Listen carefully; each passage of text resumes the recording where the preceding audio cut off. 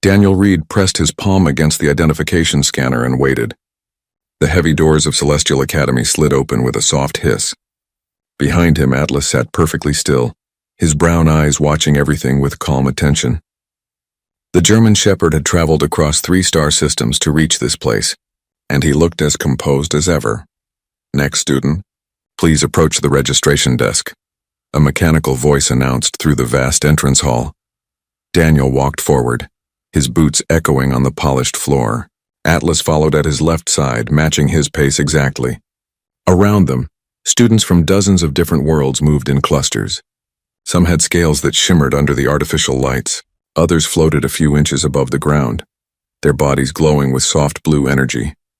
A group of insect-like beings clicked and chirped to each other near a holographic directory.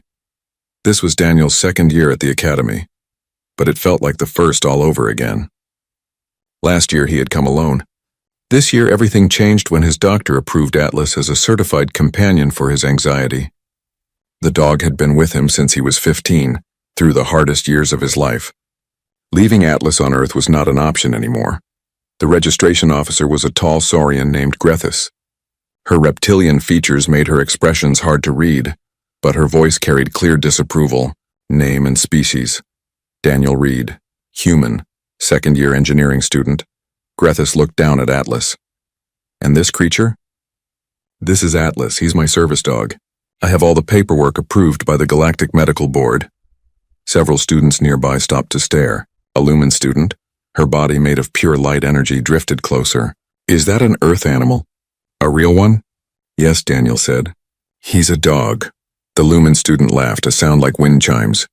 "How primitive. Why would you bring such a thing here?" Daniel felt his jaw tighten, but he kept his voice steady.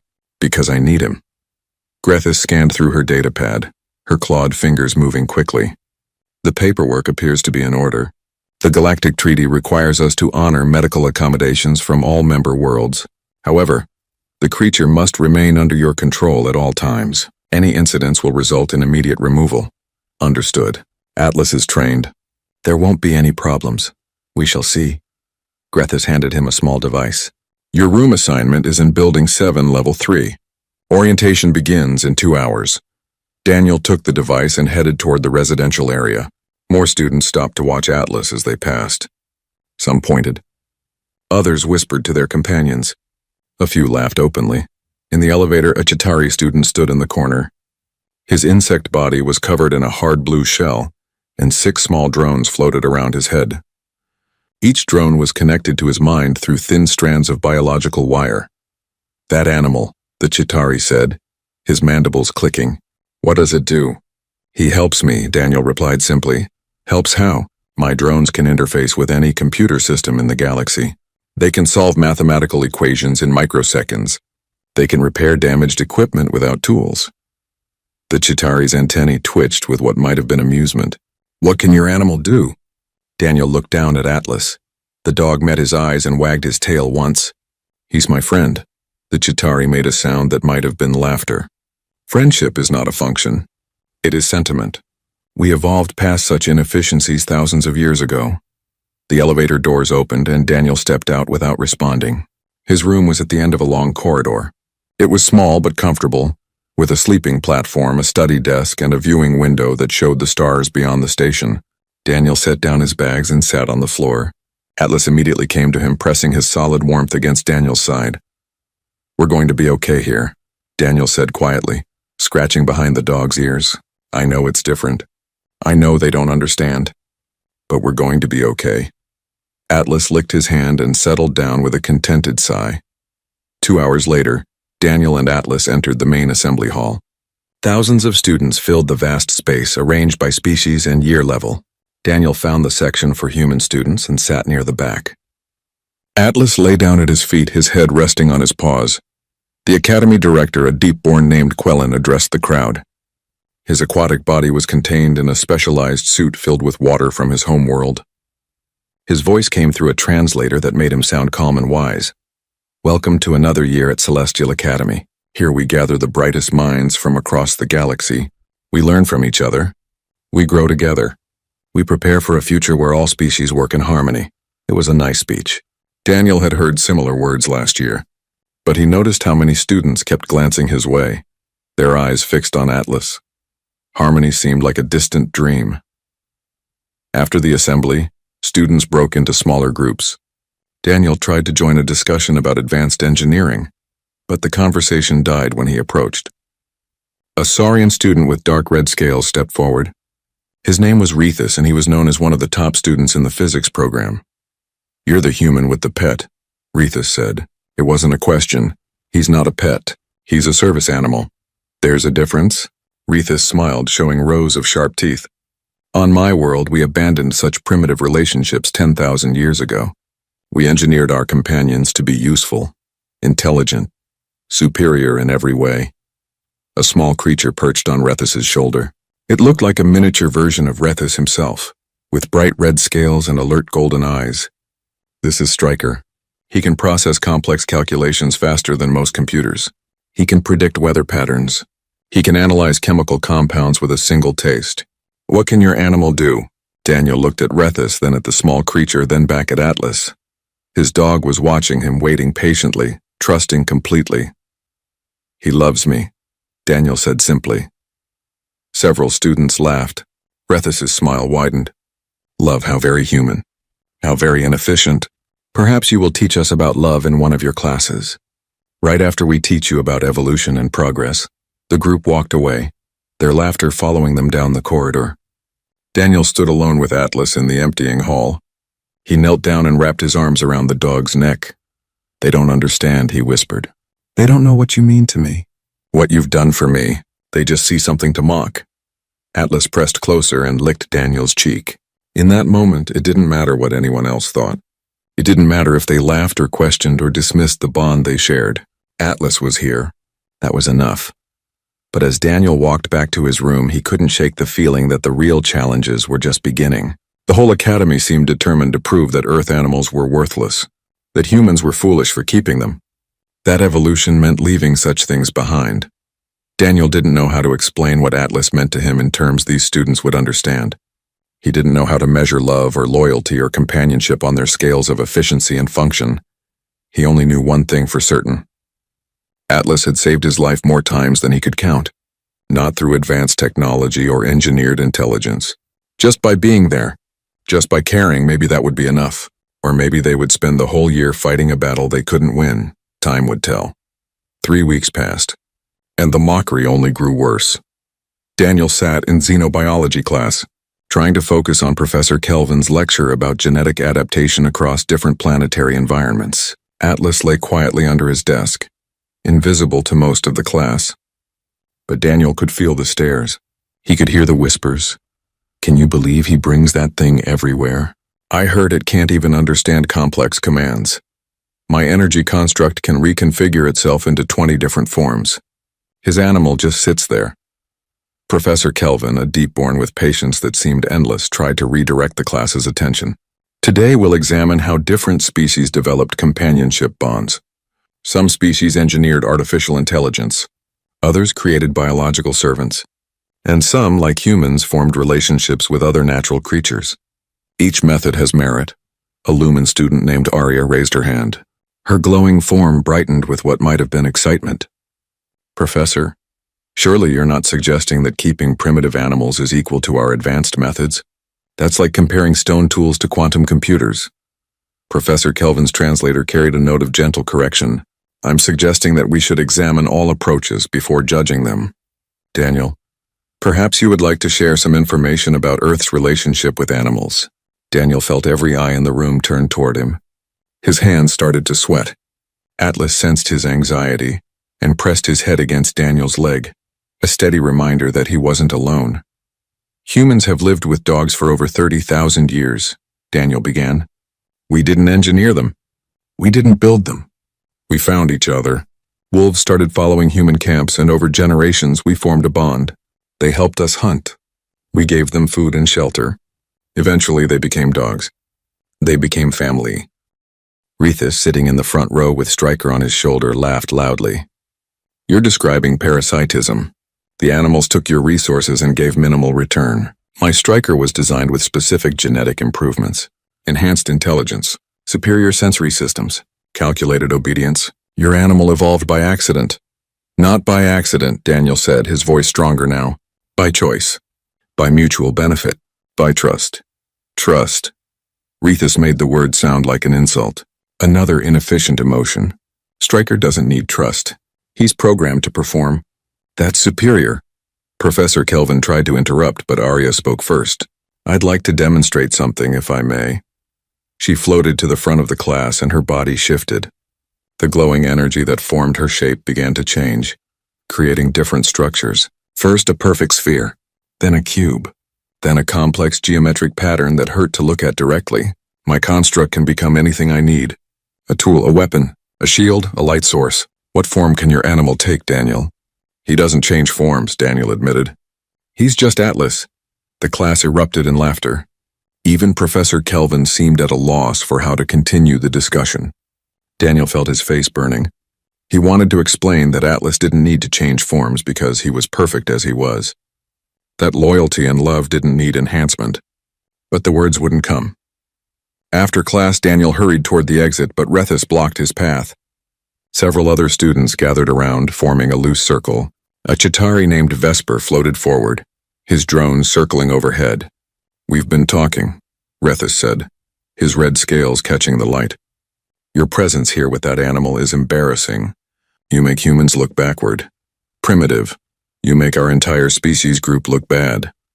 Atlas has every right to be here, Daniel replied. The Academy approved him, only because of some treaty obligation. Vesper's mandibles clicked rapidly. But approval doesn't mean acceptance. My drones can hack into any security system on this station.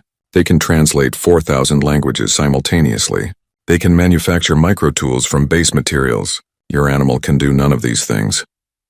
He doesn't need to do those things. Then what use is he? Rethus leaned closer, his golden eyes narrowed. Prove it. Prove that your Earth animal has any value compared to our companions. Or admit the truth.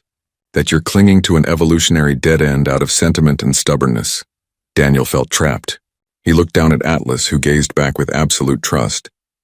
The dog didn't understand the words being said, but he understood that Daniel was upset. His tail gave a small, uncertain wag, as if asking what he could do to help. I don't need to prove anything to you, Daniel said quietly. Because you can't. Rethus straightened up, his voice carrying across the gathered crowd. I propose a formal challenge. The Academy holds companionship trials every semester.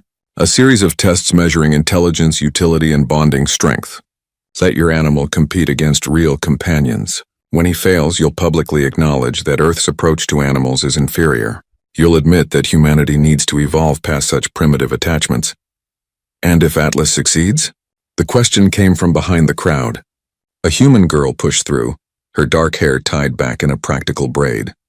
Her name was Rebecca, one of the few other human students at the Academy. Daniel had seen her around but never spoken to her. Rethus turned to Rebecca with an amused expression. If the impossible happens and the animal somehow succeeds, then I will issue a formal apology. I will attend any seminar on Earth animals that Daniel wishes to organize. I will acknowledge that perhaps we judged too quickly. He paused. But we both know that won't happen. Rebecca looked at Daniel. Don't let them bully you into this. But Daniel felt something shifting inside him. He was tired of the mockery, tired of defending Atlas without being able to show what made him special, tired of watching other students parade their advanced companions while treating Atlas like a joke. I accept, Daniel said. Atlas will compete in the trials. The crowd murmured with surprise and excitement. Rethus's smile widened. Excellent. The trials are in 2 weeks. That should give you plenty of time to train your animal in things he cannot possibly learn. The crowd dispersed, already spreading the news across the station's network. Within an hour, every student at Celestial Academy knew about the challenge. Within 2 hours, it was the most talked about event of the semester. Daniel sat in his room with Rebecca and Atlas. His hands were shaking slightly as he pulled up information about past companionship trials on his datapad. This was a mistake, he said, scrolling through competition footage. Look at these tests. Holographic puzzles, system hacking challenges, complex problem solving. Atlas can't do any of this, then why did you accept? Rebecca asked gently. Because I'm tired of them looking at him like he's worthless. Like our bond means nothing. Daniel set down the datapad and buried his face in his hands. But maybe they're right. Maybe Atlas can't compete with engineered intelligence and energy constructs. Maybe I'm asking too much of him. Rebecca moved to sit on the floor next to him. Atlas, sensing the distress, pushed his way between them and rested his head on Daniel's knee. "Look at him," Rebecca said softly. "Really look at him. He knows you're upset. He's trying to comfort you. Can Rethus's striker do that? Can Arya's construct sense emotion? Can Vesper's drones care? Caring isn't a measurable skill in the trials. Maybe it should be." Rebecca scratched Atlas behind his ears and the dog's tail began to wag. "I had a cat back on Earth. His name was Oliver. He was old and slow and he couldn't do anything impressive. But when my mom died, he stayed with me every night for months. He'd sleep on my chest and purr, and somehow that helped more than any therapy or medication. I left him with my dad when I came here because I was afraid of exactly this. Afraid people would mock him. Mock me for loving him." She looked at Daniel with fierce determination. "Don't let them make you ashamed of Atlas. Don't let them turn love into a weakness." Daniel felt something settle in his chest. Rebecca was right. The trials would measure things that Atlas might not excel at, but they couldn't measure what really mattered. They couldn't measure the nights Atlas had laid beside him when panic attacks made breathing impossible. They couldn't measure the times Atlas had sensed his mood and provided comfort before Daniel even knew he needed it. They couldn't measure 15,000 years of evolutionary bond between humans and dogs. "Will you help me?" Daniel asked. "Help me train him?" Rebecca smiled. "Of course. We'll show them what Earth animals can really do." Over the next 2 weeks, Daniel and Rebecca worked with Atlas every spare moment. They couldn't teach him to interface with computers or solve quantum equations, but they could sharpen his natural abilities. His sense of smell, his intuition, his ability to read human emotion and respond appropriately. Other students would gather to watch sometimes, making jokes and taking videos. Rethus came by twice. Stryker perched on his shoulder just to observe and offer mocking commentary. "Teaching him to fetch? How primitive. My Stryker learned advanced calculus in 3 days. Your dog took 3 days to learn to stay." But Daniel ignored them. He focused on Atlas, on the quiet intelligence in those brown eyes, on the unwavering trust and loyalty that no amount of genetic engineering could replicate. The night before the trials, Daniel couldn't sleep. He sat by the window watching the stars with Atlas's warm weight pressed against his side. "Tomorrow," he whispered to the dog, "everyone will be watching, expecting you to fail, expecting me to be humiliated. But I don't care about winning anymore. I just want them to see you. Really see you. See what you are to me." Atlas yawned and licked Daniel's hand, then settled back into sleep without worry or fear. Whatever tomorrow brought, it didn't matter to him. He was with his person. That was enough. Daniel wished he could share that peace. But as he finally drifted off to sleep, his dreams were filled with flashing lights and mocking laughter and the feeling of standing alone in a vast crowd with only Atlas beside him, the competition arena filled with students long before the scheduled start time. Hundreds of beings from dozens of worlds packed the observation platforms, their voices creating a roar of anticipation. Holographic displays floated throughout the space, ready to broadcast every moment to those who couldn't attend in person. Daniel stood at the entrance to the competition floor with Atlas at his side. His stomach felt like it was tied in knots. Rebecca gave his shoulder a squeeze. "You've got this," she said. "Just trust him." "I do trust him. I'm worried about what happens when trust isn't enough." The arena coordinator, a neutral artificial intelligence with no stake in the outcome, announced the competitors through speakers that echoed across the vast space. Competing today are 16 registered companions representing 12 different species. Test will measure intelligence, problem-solving ability, adaptability, utility, and bond strength. Scoring will be calculated by an impartial panel of judges representing the Galactic Education Council. One by one, the competitors were introduced. Rethus entered with Stryker, the small engineered raptor moving with mechanical precision. Arya floated in, her energy construct shifting colors in a dazzling display. Vesper came next, his 6 drones performing synchronized movements overhead. A deep-born student brought a water-dwelling creature that could apparently predict tide patterns with perfect accuracy. A massive feline from a high-gravity world padded in, its muscles rippling under thick fur. Finally, the AI called Daniel's name. He walked onto the competition floor with Atlas. The crowd's reaction was immediate. Laughter, whispers, a few scattered boos. On the giant displays, Atlas looked small and ordinary compared to the engineered marvels and technological wonders around him. And now, the AI announced, we begin with the first test. Intelligence and problem solving. Holographic puzzles materialized in front of each companion. Complex three-dimensional mazes that shifted and changed. Mathematical equations floating in mid-air. Pattern recognition challenges that would strain most organic minds. Stryker solved his maze in 14 seconds. His enhanced brain calculating optimal paths instantly. Arya's construct flowed through the puzzle like water, adapting to each change without hesitation. The drones worked in perfect coordination, solving problems through distributed processing. Atlas sat and looked at Daniel, waiting for a command he could understand. Daniel's heart sank. The puzzle was designed for digital interfaces and advanced cognition. There was nothing here that Atlas could interact with in a meaningful way. He tried directing Atlas through simple commands, but it was clear they were falling behind, far behind. The judges marked their scores. Daniel didn't need to see the numbers to know they were low. The second test began immediately.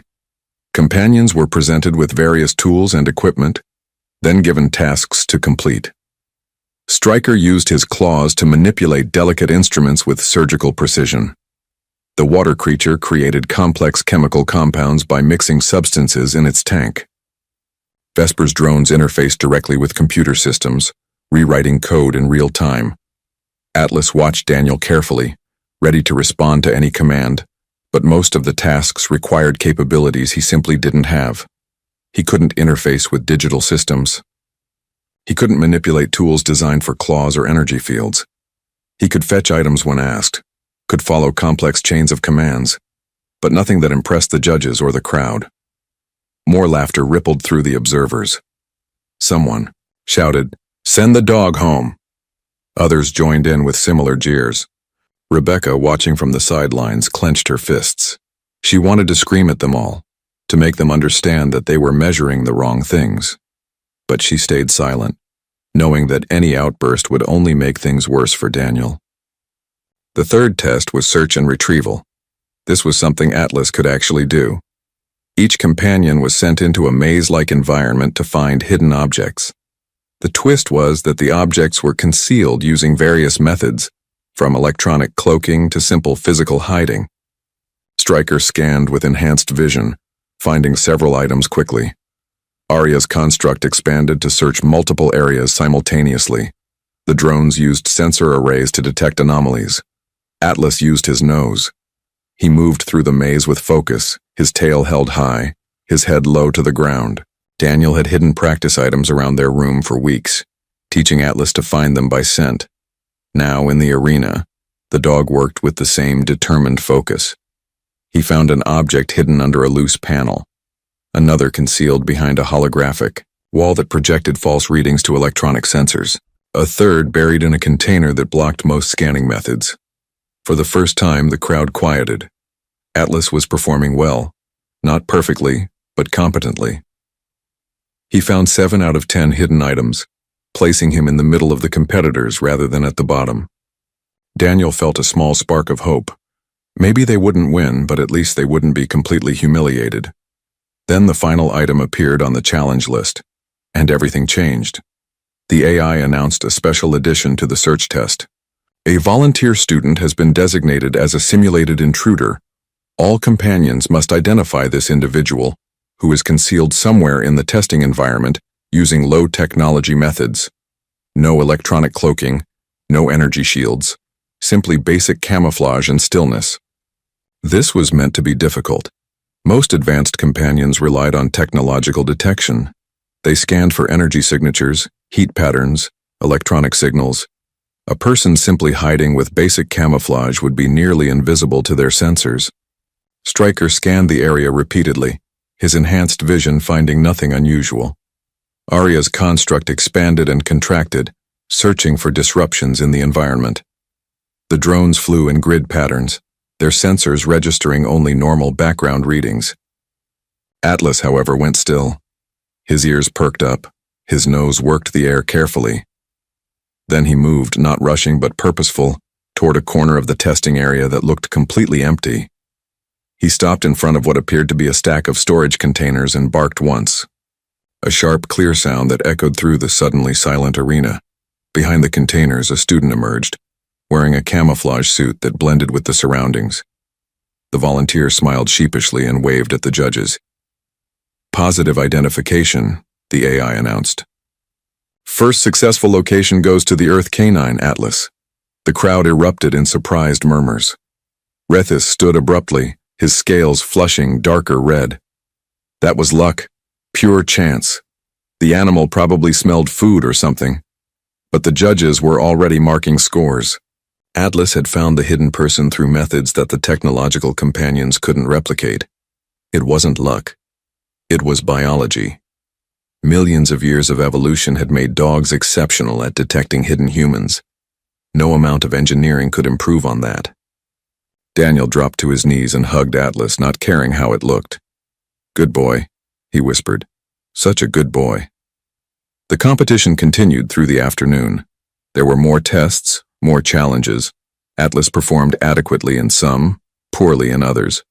He couldn't match the raw processing power of engineered companions or the adaptability of energy constructs.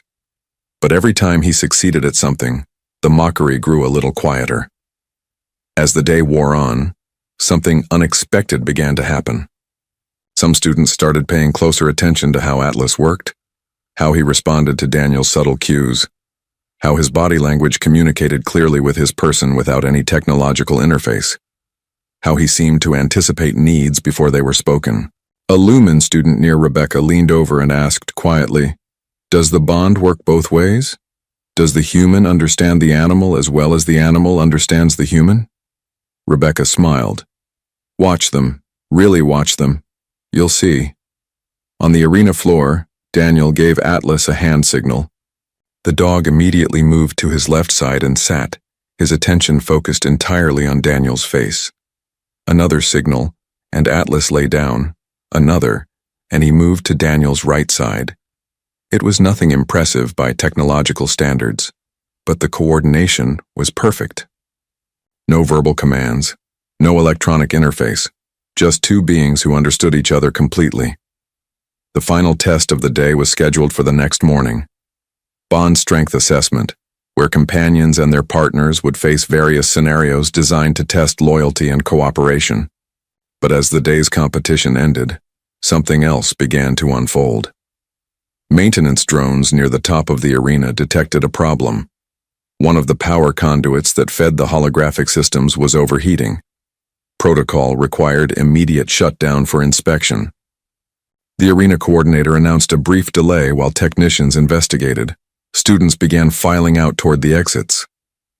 Daniel gathered Atlas's water bowl and supplies, ready to leave. Then he smelled it. Smoke. Faint, but unmistakable. Atlas smelled it too. The dog's entire demeanor changed. His ears flattened slightly. A low whine emerged from his throat. He pulled toward the source of the smell, his body tense. "What's wrong, boy?" Daniel asked. Before anyone could answer, alarms began blaring throughout the arena. Red warning lights flashed. The AI's voice cut through the noise with urgent efficiency. "Fire detected in Section 7 storage area. All personnel evacuate immediately. This is not a drill." Panic erupted instantly. Hundreds of students tried to reach the exits at once. The orderly crowd became a chaotic mass. Some species couldn't move quickly in the artificial gravity. Others had mobility limitations. The crush of bodies created a dangerous situation. Smoke began pouring through ventilation ducts. It wasn't thick yet, but it was spreading fast. The sprinkler systems activated, adding water to the confusion. Visibility dropped rapidly. Atlas had been pulling toward the smoke since before the alarms. Now he barked urgently, trying to tell Daniel something important. The dog's instincts, honed through thousands of years of living with humans, were screaming warnings. Daniel trusted those instincts. "Rebecca!" he shouted over the noise. "Follow Atlas." They moved against the flow of panicking students. Atlas led them along the wall, avoiding the worst of the crush. He seemed to know exactly where to go, his sense of smell guiding him through the smoke when eyes couldn't see clearly. They reached a side exit that most students had missed in their panic. Atlas barked at it urgently.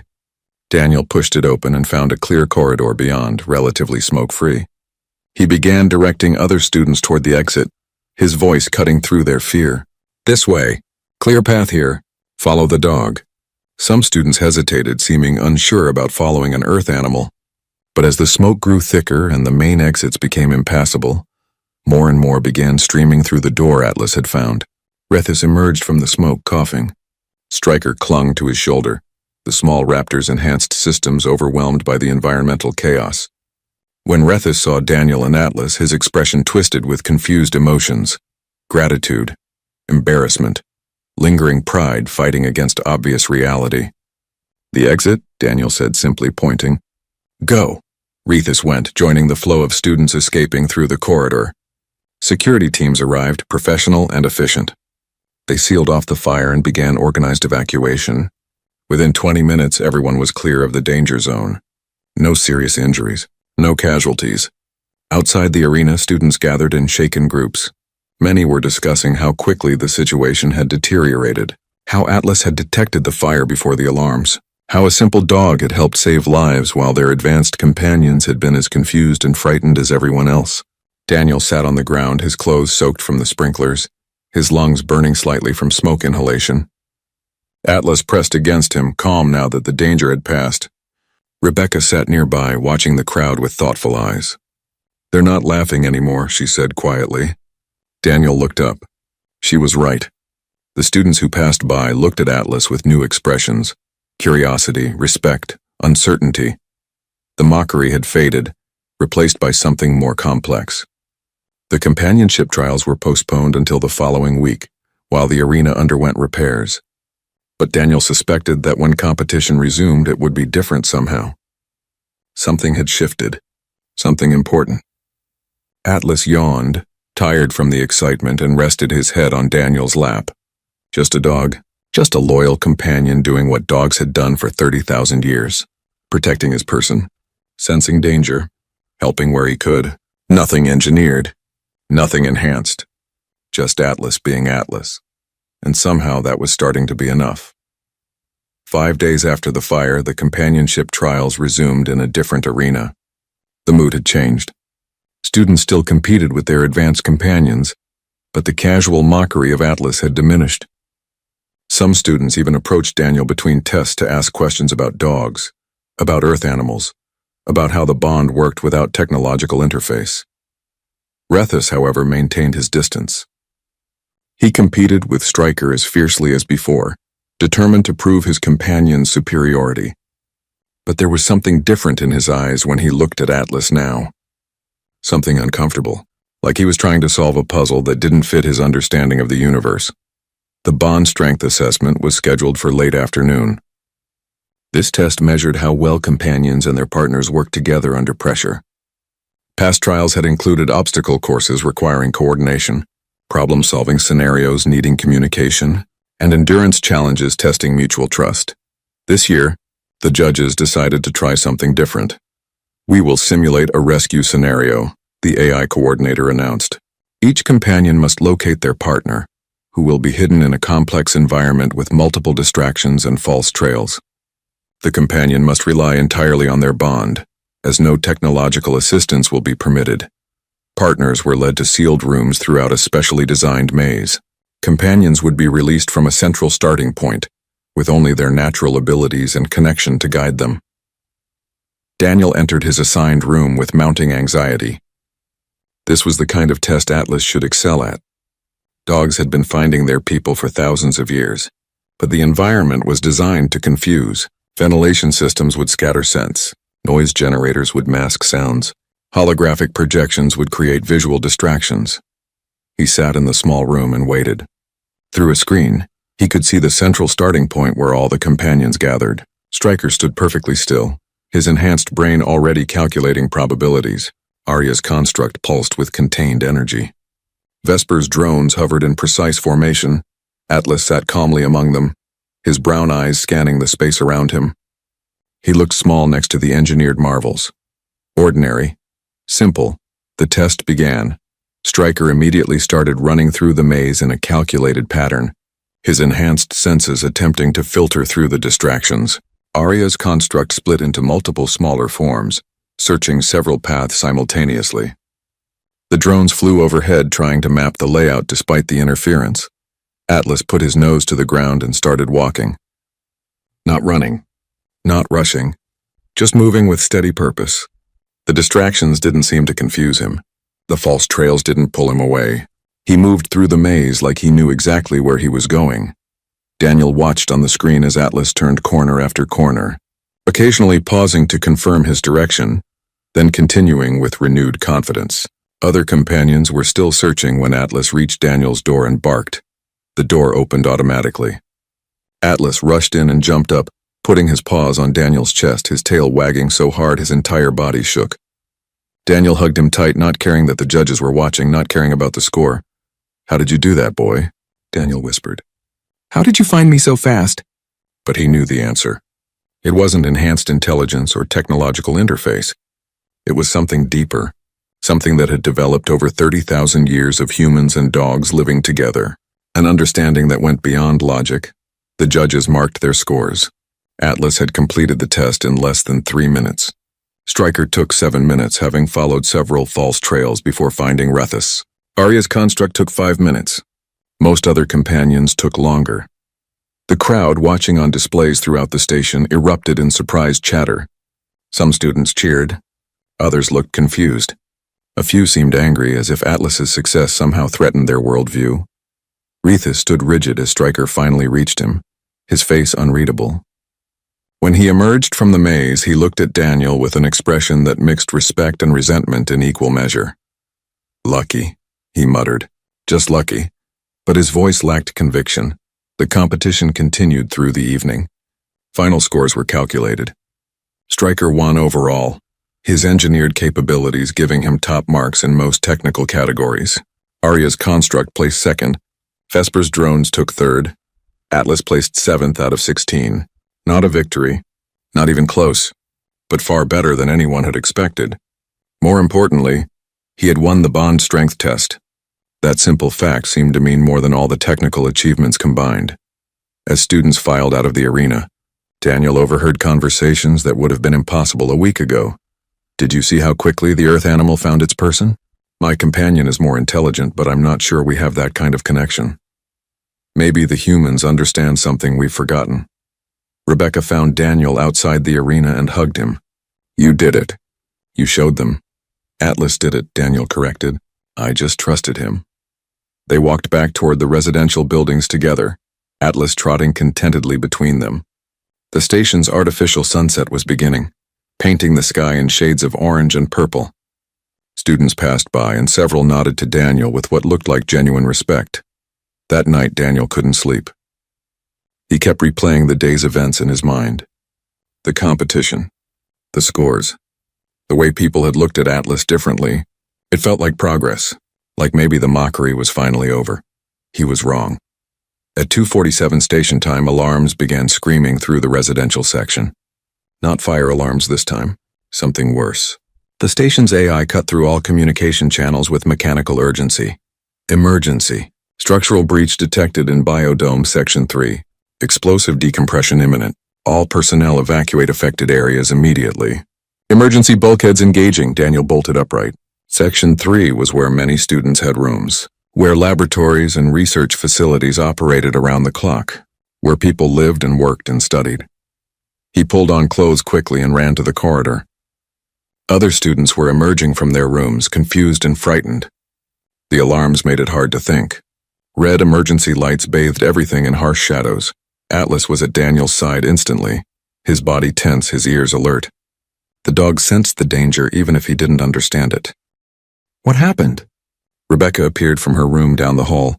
"I don't know. Some kind of breach." They followed the flow of evacuating students toward the nearest shelter point. Security personnel directed traffic, their voices calm despite the crisis. Station defense protocols were designed for exactly this kind of emergency. Bulkheads would seal off the damaged section. Life support would maintain integrity in unaffected areas. Everyone should be safe, should be. They reached the shelter point, a reinforced section of the station designed to protect occupants during hull breaches or other catastrophic failures. Hundreds of students crowded into the space. The AI continued broadcasting updates. Breach contained. Affected section sealed. Damage assessment in progress. Remain in shelter areas until all clear signal is given. Daniel did a mental count of who he could see. Most of the students from his floor were there. Most, but not all. Has anyone seen Rethus? A Saurian student asked, her voice worried. No one had. Stryker's person was missing. A security officer was passing by and Daniel grabbed his arm.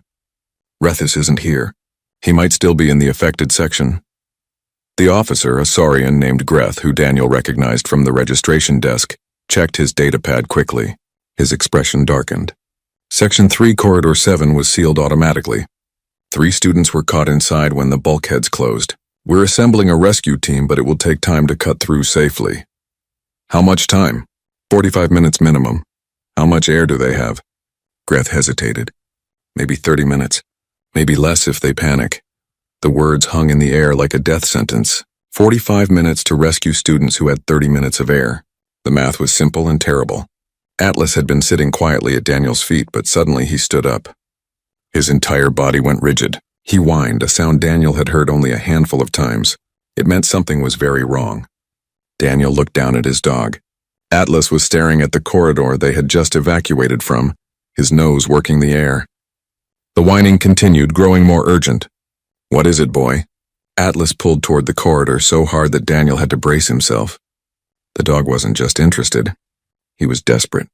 Frantic in a way Daniel had never seen before. Then Daniel understood. The ventilation systems. The maintenance tunnels that ran through the station's infrastructure. The paths too small for most species, but possibly large enough for a dog. His heart started racing. It was a crazy idea. Dangerous, probably impossible. But it might be the only chance. Commander Greth, Daniel said, his voice cutting through the noise. The maintenance tunnels. Do any of them connect to the sealed section? Greth pulled up station schematics on his datapad. His clawed fingers moved rapidly across the screen. Yes, several, but they're too small for rescue personnel. Too unstable after the breach. We can't send anyone through them safely. What about Atlas? Greth looked at the dog, then back at Daniel. Understanding dawned in his reptilian eyes, followed immediately by doubt. You want to send an animal through unstable tunnels during an emergency? That's insane. It's also the only option that might work in time. The animal could get lost, trapped. The tunnels might collapse. You could lose your companion. Daniel knelt down and looked Atlas in the eyes. The dog was still pulling toward the corridor, still desperate to go. Dogs had been bred for thousands of years to help humans, to rescue, to protect. Atlas didn't understand the danger. He only understood that people needed help. Can we attach emergency oxygen to his harness? Daniel asked. And a beacon so we can track him? Greth was silent for a long moment. Other students had gathered around, listening. Rebecca stood nearby, her face pale with worry. In the crowd, Daniel spotted other human students. A Lumen who had asked questions about bonds after the fire. Even a few who had mocked Atlas during the first days of the semester. Everyone was waiting to see if a simple Earth dog could do what all their advanced technology couldn't. We can attach the equipment, Greth finally said. But I can't order you to do this. It's your companion. Your choice. Daniel looked at Atlas. Loyal, trusting, brave Atlas, who had been through so much mockery and dismissal, who had proven his worth again and again, who was now pulling toward danger because his instincts told him people needed help. We have to try, Daniel said. We have to at least try. Within 5 minutes, Atlas wore a specialized harness. 2 compact oxygen units were secured to his sides. A beacon was attached to his collar. Rebecca had tears streaming down her face as she helped secure the straps. Come back, she whispered to Atlas. Please come back. Daniel led Atlas to the entrance of a maintenance tunnel. The opening was barely large enough for the dog to squeeze through. Beyond it, darkness stretched away into the station's guts. Unstable metal, sharp edges, unknown dangers. Atlas, Daniel said, his voice shaking. Find them. Find Rethus. Find and help. Atlas looked at Daniel one more time. His tail wagged once. Then he disappeared into the tunnel. Daniel watched the beacon on Greth's datapad as a small dot moved through the schematic of the station's infrastructure. Moving deeper, moving toward the sealed section where 3 students were running out of air. All they could do now was wait, and hope that 30,000 years of human-dog partnership would be enough to save lives one more time. The maintenance tunnel was dark and narrow. Atlas squeezed through spaces that scraped his fur against rough metal. His paws found purchase on surfaces that humans had never meant to be walked on.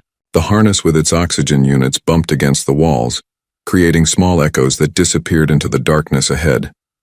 Atlas didn't understand the station's emergency. He didn't know about hull breaches or decompression or the mathematics of oxygen supply. He understood only simple things. Daniel needed him to find someone. Someone was in trouble. That was enough. His nose worked constantly, sorting through the overwhelming mixture of scents that filled the tunnels. Coolant fluids, electrical insulation, metal. Dozens of different species who had passed through these spaces during maintenance, but underneath it all something else. The scent of fear, of people who needed help.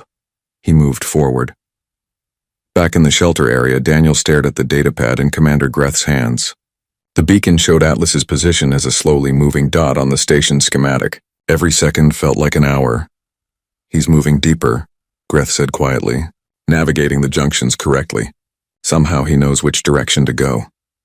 Rebecca stood beside Daniel, her hand gripping his arm. Other students had gathered around, watching the screen. No one spoke.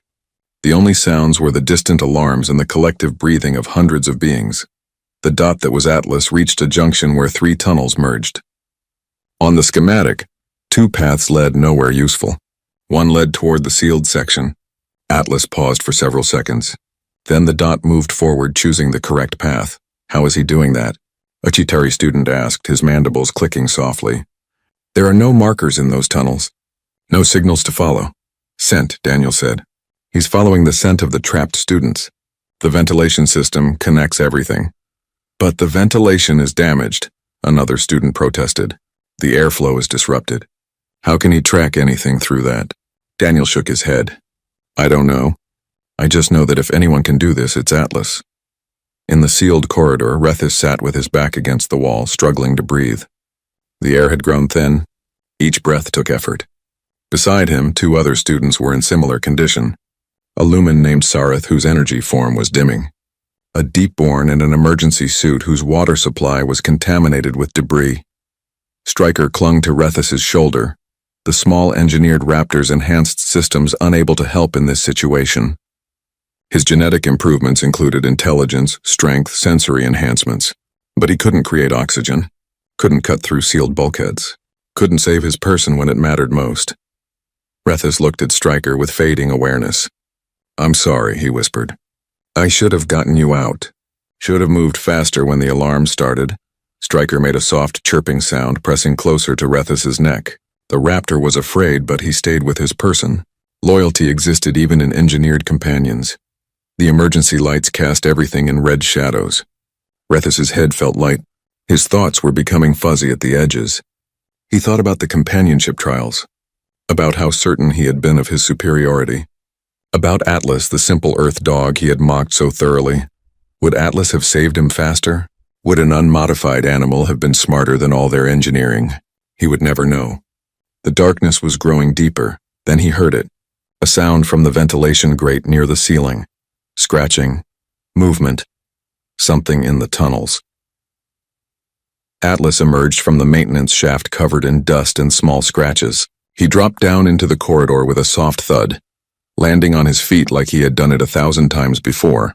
The oxygen units on his harness reflected the emergency lights. For a moment, Rethis thought he was hallucinating. This couldn't be real. The dog couldn't be here. But Atlas walked directly to him, lowered his head, and dropped a command trigger that had been placed in his mouth.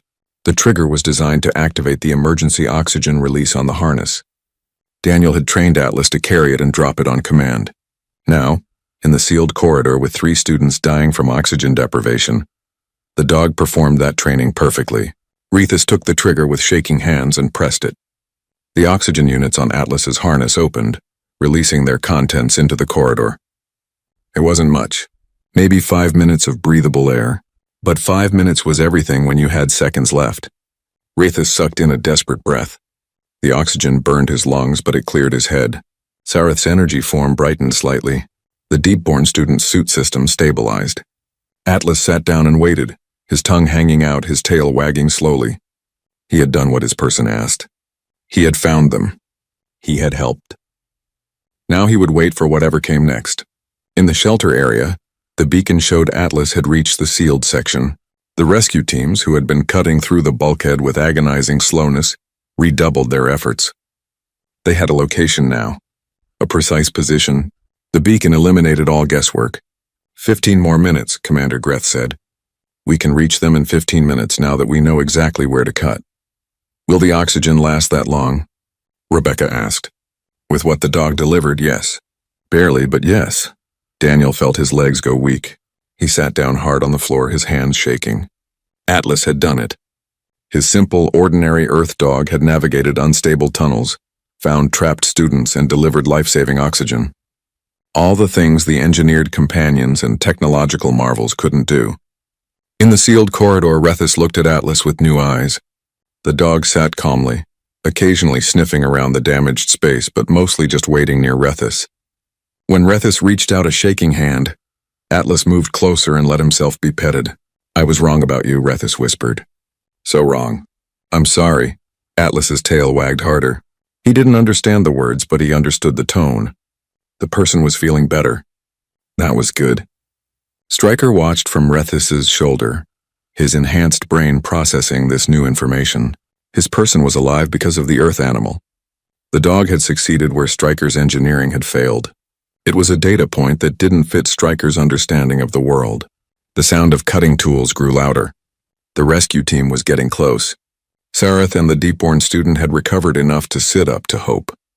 They both stared at Atlas with expressions of wonder and gratitude. On my world, Sareth said softly, her voice like distant music, we create energy constructs through pure thought. We consider ourselves advanced, evolved, but I don't think any construct I could create would have done what this animal just did. The bulkhead finally gave way with a screech of tortured metal. Rescue personnel flooded in, bringing medical equipment and fresh oxygen. They stabilized the students quickly and professionally. Commander Greth entered last, taking in the scene with calm authority. He looked at Atlas, still sitting patiently in the middle of the chaos, and something like a smile crossed his reptilian features. Good dog, he said simply. The medical teams evacuated the 3 students on stretchers. They tried to take Atlas too, to check him for injuries, but he refused to leave without Daniel. He sat at the entrance to the corridor and whined, looking back the way he had come, clearly wanting to return to his person. Someone bring Daniel Reed here, Greth ordered. 5 minutes later, Daniel ran into the corridor and dropped to his knees beside Atlas.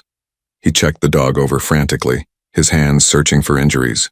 Atlas was scratched and dusty, exhausted and thirsty, but essentially fine. He licked Daniel's face and pressed against him, content now that they were together again. You did it, Daniel whispered, his voice breaking. You saved them. You incredible, amazing, perfect dog. Atlas's tail wagged so hard his entire body shook. He didn't need to understand the words. He could feel the love and pride radiating from his person. That was all that mattered. The news spread through the station with incredible speed. Within an hour, every student at Celestial Academy knew what had happened. The simple Earth dog, mocked and dismissed, had saved 3 lives. Had navigated dangerous tunnels that no one else could pass through. Had delivered oxygen when all other options had failed. In the medical center, Rethus lay in a recovery bed with Stryker perched nearby. His scales had regained their healthy color. His breathing was normal. He was alive because of Atlas. When Daniel came to visit, Rethus struggled to find words. Pride and shame warred in his expression. Finally, he just said, "Okay, thank you. For what Atlas did, for what you taught us." I didn't teach anyone anything, Daniel replied. Atlas was just being Atlas. Dogs have been helping humans for 30,000 years. This was just one more time. But I didn't believe it mattered. I thought engineering and technology were superior to natural bonds. Rethus looked at Stryker, who chirped softly. I love Stryker. He's remarkable. But he couldn't do what Atlas did. No amount of genetic enhancement could give him that kind of courage and loyalty. Daniel nodded slowly. Different companions have different strengths. Stryker is amazing at what he does. Atlas is amazing at what he does. Maybe the problem wasn't with either of them. Maybe the problem was thinking we had to compare them at all.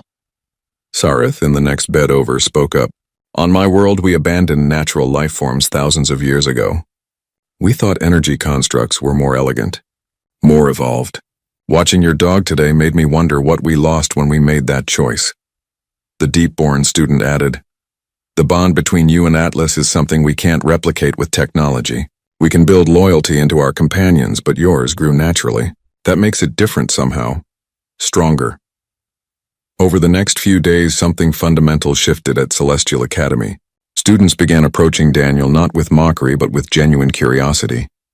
They wanted to understand Earth's relationship with animals, why humans had chosen partnership over engineering, how the bonds worked without technological interface. Professor Kelvin organized a special seminar, and over 300 students attended. Daniel stood at the front with Atlas, feeling more nervous than he had during the companionship trials. I'm not a scientist, Daniel began. I can't explain the evolutionary biology or the psychology. I just know that dogs and humans grew together over thousands of years. They helped us hunt. We gave them food. They warned us of danger. We gave them shelter.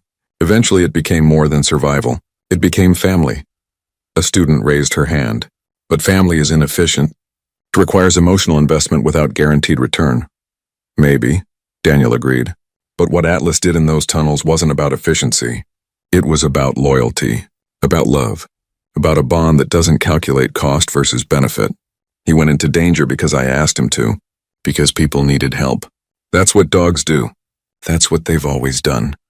Rebecca stood from the audience. I left my cat on Earth because I was afraid of exactly what happened at first. Afraid of mockery. Afraid of being seen as primitive. But watching Atlas these past weeks, I realize I made a mistake. The bond I have with Oliver is worth more than anyone's opinion. Next semester, he's coming here. Other human students nodded. The conversation expanded. Students from various species sharing stories about companions and bonds and the different ways love manifests across the galaxy. Rethus stood up last. His voice carried across the silent room. I owe everyone here an apology, especially Daniel and Atlas. I measured worth by the wrong standards. I confused advancement with superiority. I learned more from watching a simple dog save my life than I learned in all my years of study. The room erupted in applause. Not for Rethus's words alone, but for what they represented. A shift in understanding. An acknowledgement that the galaxy was big enough for many different approaches to companionship. That night, Daniel sat in his room with Atlas sprawled across his lap. The dog was finally clean after multiple baths to remove tunnel dust. His scratches were healing. He was content and safe and exactly where he belonged. You changed everything, Daniel told him softly. You showed them what really matters. Atlas yawned and licked Daniel's hand. He didn't need praise or recognition. He didn't need anyone to understand his worth. He had his person. His person was safe. The other people were safe. That was enough. Outside the window, stars turned in their endless dance. Somewhere out there, thousands of species lived their lives, each with their own ways of forming bonds and building relationships. Earth's way wasn't better or worse. It was just different. And different, Daniel now understood, was exactly what made the galaxy beautiful. 2 weeks after the rescue, Celestial Academy held a formal ceremony in the main assembly hall. Daniel stood nervously at the edge of the stage while thousands of students filled the vast space. Atlas sat beside him, wearing a new collar that Rebecca had made specially for the occasion. Commander Greth stepped to the podium, his reptilian features composed and serious. We gather today to honor an act of exceptional courage, an act that saved 3 lives when all conventional methods had failed. An act performed not by advanced technology or genetic engineering, but by a companion whose bond with his person transcends logic and calculation. The hall fell silent. Every eye turned toward the stage. Atlas, Greth continued. A canine from Earth navigated dangerous and unstable tunnels to reach students trapped in a sealed section. He delivered emergency oxygen that kept them alive until rescue teams could reach them. He did this without hesitation, without thought for his own safety, because his person asked him to help. Greth lifted a small medallion from a cushion beside the podium. The metal caught the lights, shimmering with engraved patterns. This is the companion star, established by the Galactic Education Council 50 years ago. It has never been awarded to a non-sentient being, until today. Daniel felt his throat tighten. He walked forward with Atlas, who stayed perfectly at his side despite the attention of thousands. Greth knelt down, which was remarkable for a Saurian commander, and fastened the medallion to Atlas's collar. For bravery beyond measure, for loyalty beyond question, for showing us all what true companionship means. Greth straightened and looked at Daniel. Your companion honors not only Earth, but all of us. The applause started slowly, then built like a wave. Students from every species stood and clapped. Some cheered. Others made sounds of respect in their native languages. The noise was overwhelming, but Atlas just sat calmly beside Daniel, his tail wagging. When the ceremony ended, students crowded around wanting to meet Atlas, to pet him, to understand him better. The dog, who had once been mocked as primitive and useless, was now the most popular being at the academy. Rethus approached through the crowd. He had been released from medical care days ago, fully recovered. Stryker rode on his shoulder as always, but something had changed in how Rethus carried himself. Less arrogance. More humility, Daniel, Rethus said formally. I owe you the apology I promised. I was wrong about Earth animals, about Atlas, about what truly matters in a companion. He paused, seeming to struggle with words. You tried to explain it during that first xenobiology class. About bonds forming naturally over thousands of years. About trust and love being more important than function. I dismissed it as sentiment. I was a fool. You weren't a fool, Daniel replied. You just measured things by different standards. We all did, perhaps. Rethus knelt down to Atlas's level. The dog watched him with calm brown eyes, showing no trace of resentment or fear. May I? Daniel nodded. Rethus reached out slowly and touched Atlas's head. The dog leaned into the contact, tail wagging. It was a simple gesture, but it meant everything. On my world, Rethus said softly, we pride ourselves on advancement. We look at the past as something to overcome, not something to learn from. Watching Atlas these past weeks, I wonder how much we lost when we engineered away the natural bonds our ancestors might have had. Stryker chirped from his shoulder, and Rethus smiled sadly. I love Stryker. He's brilliant and capable. But our bond was created in a laboratory, programmed into his genetics. Yours and Atlas's grew naturally. I'm starting to understand why that matters. Over the following weeks, the Academy transformed in subtle ways. More human students began bringing their pets from Earth. Cats, dogs, even a parrot named Winston, who learned to mimic 3 different alien languages.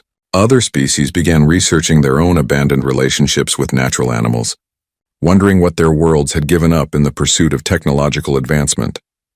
Professor Kelvin expanded his xenobiology course to include an entire section on natural companionship bonds. Daniel and Atlas became regular guests, demonstrating training techniques and explaining the human-animal relationship. The classes were always packed, with students hanging on every word. But the biggest change came from an unexpected source. The Galactic Education Council announced a new initiative, inspired by events at Celestial Academy. They called it the Natural Bond Preservation Project. Its goal was to document and protect traditional companion relationships across all member species before they were lost to time and technology. Delegates came from dozens of worlds, sharing stories about animals their ancestors had lived with. A Lumen representative spoke about energy beings who had once bonded with crystalline life forms. A Chitauri historian presented evidence of ancient insect-plant symbiosis that went beyond simple farming. A deep-born elder remembered tales of his people swimming alongside massive sea creatures in partnerships now forgotten. Each story revealed the same truth. Natural bonds had existed everywhere, across every species, but in the rush to advance, to engineer, to optimize, most had been abandoned. Earth hadn't abandoned them. Humans had kept their animals, not because they were too primitive to move forward, but because they understood something worth keeping. 6 months after the rescue, Daniel received a message from Earth. His younger sister was applying to Celestial Academy, and she wanted to bring her golden retriever. Scout, she was nervous about the mockery she might face, about being judged for her choice. Daniel recorded a response immediately. Bring Scout, things are different here now. Atlas changed minds. But more importantly, Scout is your family. Never apologize for that. Never hide that. The bond you share is worth more than anyone's opinion. That evening, Daniel walked through the biodome with Atlas and Rebecca, who had indeed brought her cat Oliver. The orange tabby rode in a specialized carrier on Rebecca's back, watching the artificial sky with feline curiosity. "I've been thinking," Rebecca said as they walked, "about what makes humans special in the galaxy. We're not the strongest, not the smartest, not the most technologically advanced, but we're maybe the only species that kept our animals, that saw them as partners instead of resources to be improved. Do you think that makes us better?" Daniel asked. "No, just different. Every species has strengths. Ours is recognizing that some things don't need engineering, that some relationships are perfect, just as they naturally evolved." They reached a clearing where several other students had gathered with their companions. A Saurian student was carefully watching her newly acquired companion, a small lizard from her home world that her family had kept in their home for generations. A Lumen practiced forming energy bonds with a crystal-based life form, trying to recreate relationships her ancestors had abandoned. A Qatari student had even brought a colony of native insects, not as tools but as partners. Atlas played with a group of other dogs, their joy and energy infectious. They chased each other through the grass, wrestled playfully, and returned regularly to their people for affection and approval. It was simple, natural, beautiful in its lack of complexity. Rethis sat nearby with Stryker.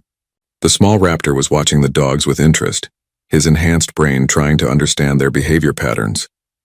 Rethis had started researching his own world's history, looking for evidence of natural companions before the age of engineering.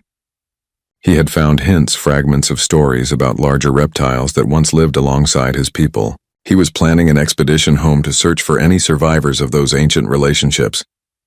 "I used to think emotion was a weakness," Rethis said when Daniel sat beside him. "That logic and calculation were superior. But logic didn't save my life. Atlas did. And he did it because of emotion. Because of love and loyalty and a bond that doesn't make sense on paper." "It makes sense to the heart," Daniel replied. "Sometimes that's enough." The year continued, bringing new challenges and discoveries. Daniel's grades improved as his anxiety decreased, Atlas's calming presence helping him focus. The companionship trials were reformed, adding categories that measured emotional intelligence and natural bonding. The next competition looked completely different from the one Atlas had competed in.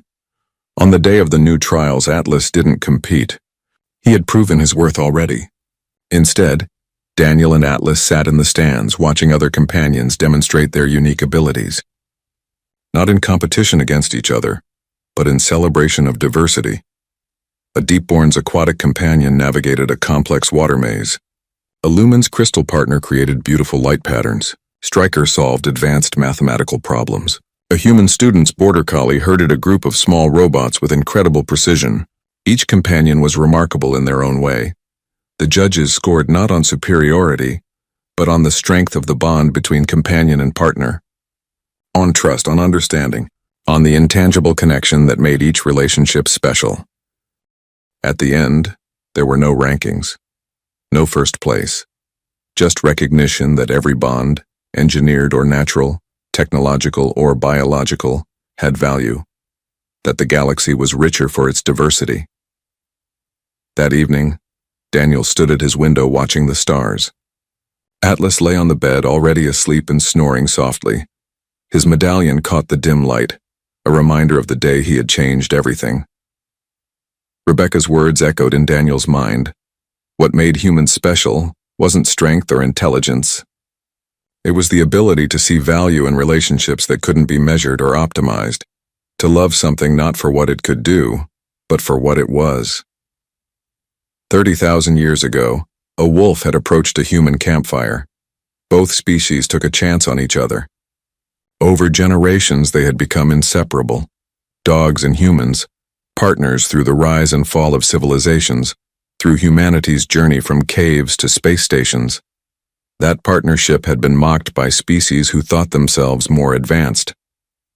But in the end, it had taught the galaxy a lesson they had forgotten, that some things shouldn't be improved, that natural bonds formed through time and trust held a strength that no laboratory could create. Daniel's datapad chimed with a message. It was from the Galactic Education Council. They wanted to create a new program bringing animals from member worlds to the Academy, a living museum of natural companionship. They wanted Daniel and Atlas to help lead the initiative. He looked at his sleeping dog, at the simple creature who had changed so much by just being himself, by being loyal, by being brave, by loving without question or calculation. "What do you think, Atlas?" Daniel asked softly.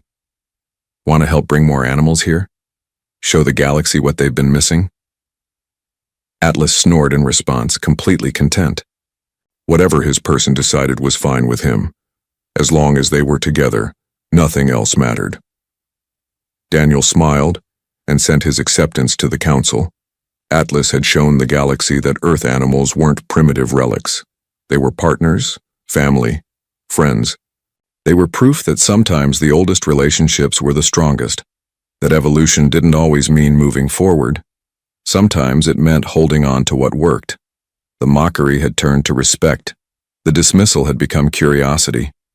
All because one loyal dog had done what 30,000 years of breeding had prepared him for, helping his person, protecting those in need, being exactly what a dog was meant to be. In the morning, Daniel would start planning the new program. He would contact Earth about bringing more animals. He would work with the Council on facilities and protocols. He would help the galaxy rediscover what humanity had never forgotten.